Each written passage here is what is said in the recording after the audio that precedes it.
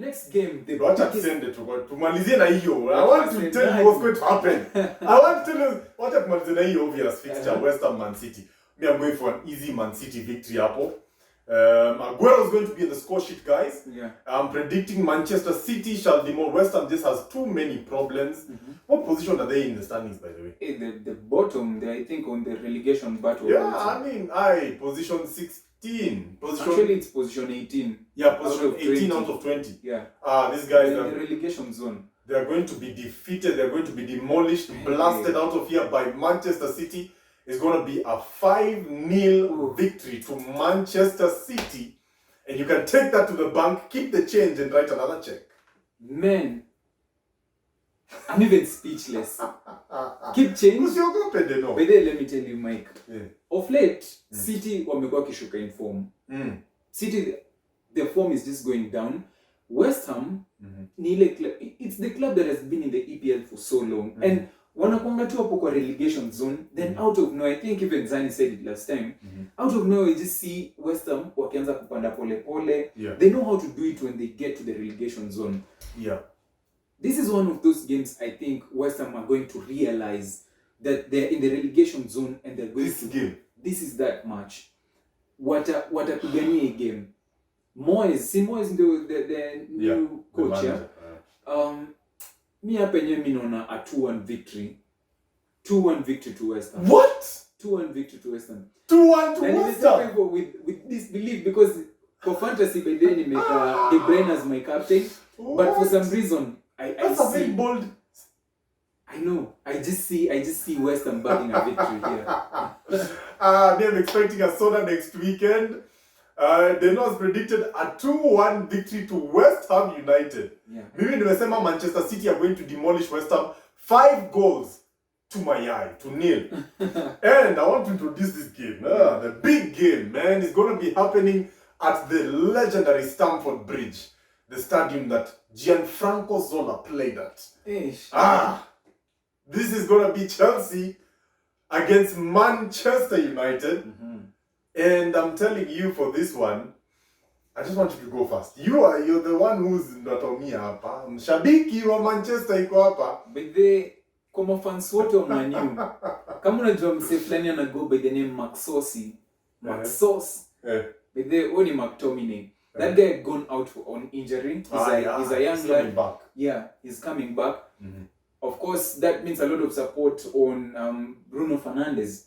So my players are so motivated having McTominay back. Tuanzebe pia niliona ki practice hapo hivyo kidogo. He's also going to be back. Mimi yenyewe si ati I'm biased or anything. Oh please. Chelsea ni club moja tunakonga tumezoea since day one. Vile tu tulikuwa tumezoea Arsenal but something happened in between. This is a game United are winning. By how many goals? 2-0. You know, it's good to dream. You know, it's always good to have dreams. But at some point you have to wake up and smell the coffee, you know. United is just not the side of old. United right now, in fact, their stadium is... I read some story on Daily Mail, which has very good stories, by the way. Credit to Daily Mail. Yeah. Walikuwa nasema the stadium in Man U is not even in very good condition, that it needs some repairs. And investors are even backing off because the Glazers are just a symbol of abomination. Yani, they're doing such a terrible job. They're not even around. No one even sees those brothers in the club. Yani, even watching games or even taking care. You know, when you invest in something, you want to ensure that it's doing well and stuff. You know, they just left the club. Yeah. And for me, so long as they're there, United will continue to spiral down. It's just a matter of time before they start going to position 15, 12, and it's going to happen next. You wait and see. I'm telling you right now. Let me ask you, do you play football? I do. You do? Assuming you're playing for Manchester United. Yes. And you heard, or you pretty much were playing in a match, you're on the pitch, and you didn't see one of the Glazers, in the stands. Would that affect you as a player? It does affect in this way. The management, it starts from top to bottom. Yeah. The management at the top is not setting a good standard for the club. And you see it's even boiling down to Woodward, who's a tier below the Glazer family. But the decisions he has made, how much money have they burned? Close to 700 million pounds, and nothing to show for it. Nothing. And that is where the management is going wrong. Only when it comes to the expenditure of the club and the signings of the club. But when it comes to the weekly fixtures and then the matches that the players are playing, I don't think it has a toll on the mentality of the players. I don't think at all. But don't you think that the management on top like sets the precedent in terms of like the culture in the club? The culture in the club in Manchester United right now is a culture of mediocrity. It's not the culture that used to be there when Alex Ferguson and is it David Dane or who was it were there. There was a culture of we are winning. Anything, all we do is win. You know what I'm saying? No matter what. Can you compare the team of those days with the team right now? The team was full of talent. Ruud van Nistelrooy, Don't even give that excuse. You should be ashamed of yourself. 2013 when you won the title. Who did the man Alex Ferguson have apart from Robin van Persie? The only guy in form. No, let me tell you, it all goes down to talent. That's what I think. Right now, we have players like Lingard who are not sure of themselves. Yeah. We only got to have talent recently and players who are giving their best performance in the likes of Fred and McTominay. Just recently, we've only got the likes of Bruno Fernandes. This is going to be his second game for Manchester United. Paul Pogba is out on injury. Proper talent, Marcus Rashford out on injury. Martial, who blows hot and cold. Well, we're not too sure if... Well, he's a talented player, but he blows hot and cold. You see, it's not like the days of Van Persie. You just know, put a cross in, won't say at a funga any day, any time. So, all blame, Minter to blame on the management of the team. That's where you go wrong, Man United. And that's why I think Man United are going to win this game. Like I said, kuna specific areas on that pitch or on the setup of Manchester United kwenye tulikuwa tunalack.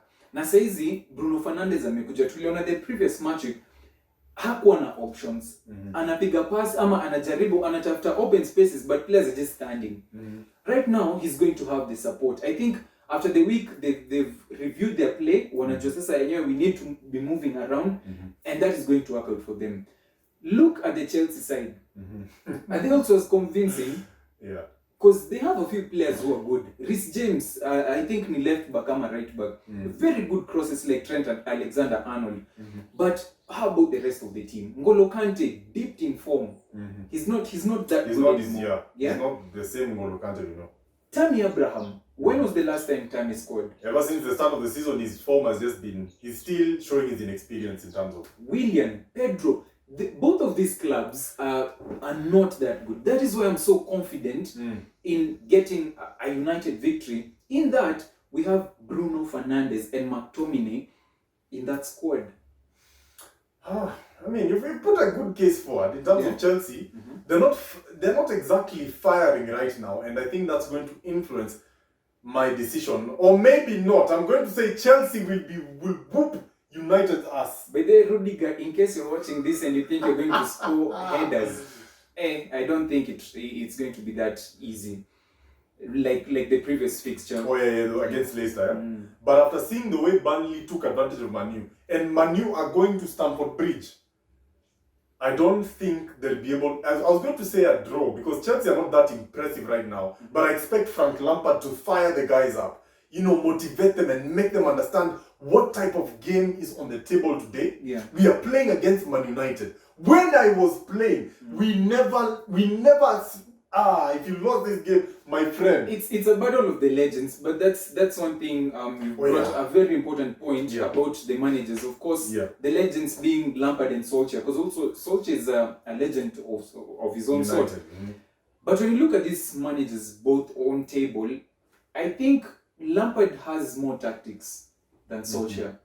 When you look at Chelsea play, you can say this coach, there's something he's doing. There's a clear specific philosophy. pattern, exactly, and there's a specific philosophy. Yeah. As opposed to Solskjaer, when that day when we were playing against Arsenal and he was just mimicking what Arteta was doing on the sidelines. Random with him.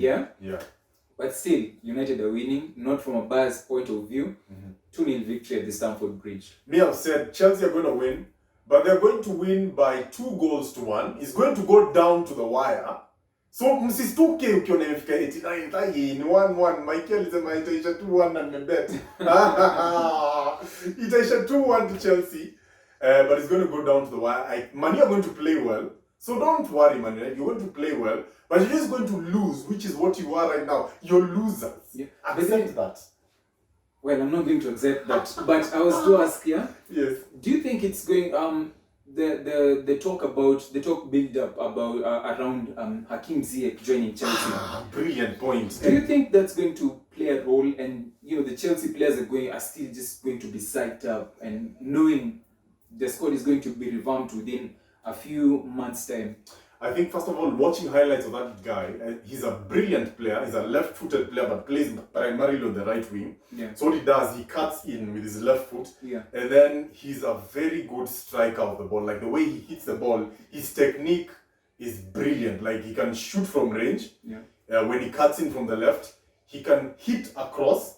Dead set pieces, he's brilliant. I'm sure even saw in the Champions League last season, yeah. corners and stuff. Rudiger, I mean, he must be smiling. He must be rubbing his hands like Batman. You know how he do it. So, we know Hakim Ziyech at a improved squad, and I feel it's going to give Chelsea a very important input in terms of Atamaliza season. Yeah. Yeah.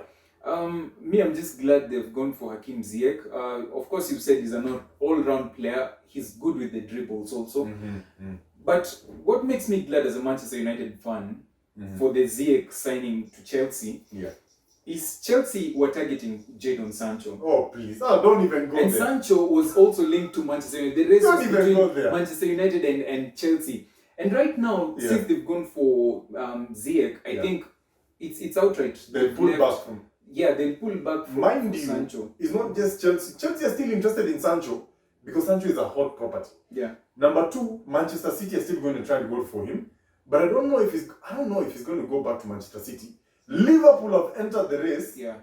Man. And of course, the biggest team to now enter the race, Arsenal. That's funny, people. That's super funny. I just wish we could sign Jadon Sancho, man.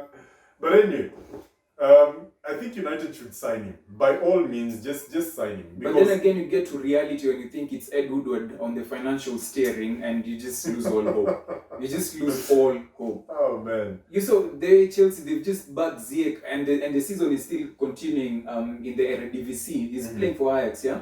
The season is still progressing, but the deal is already on. I don't think that would happen for when the same situation was with Woodward. Yeah, I mean, first of all, the failure to capture Haaland. Yeah. Man, I mean, for me, that guy would energize the United team. I'm just looking at how he plays.